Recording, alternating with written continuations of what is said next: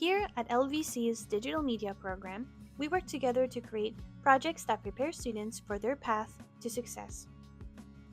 Students majoring in digital media at LVC can choose from 7 concentrations: audio engineering, business technology, communications, design, programming, user experience, and videography.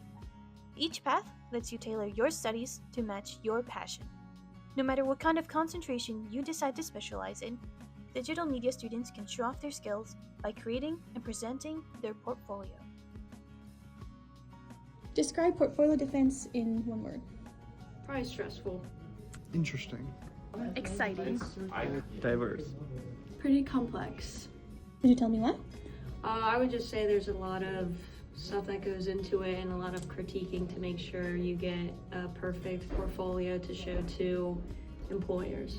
Yeah, I feel like you got to think about every project you've ever done, every class you've ever taken, and pick the best projects you've done out of that class and kind of combine it on one, and you only have a few months to do it.